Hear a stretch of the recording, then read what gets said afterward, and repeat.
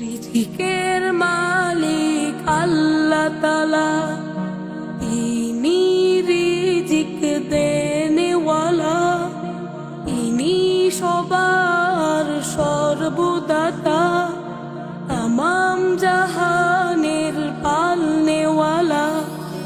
রিজিকের মালিক আল্লাহ তাআলা, ইনি রিজিক দেনেওয়ালা, ইনি সবার সর্বদাতা, তামাম জাহানের পালনেওয়ালা।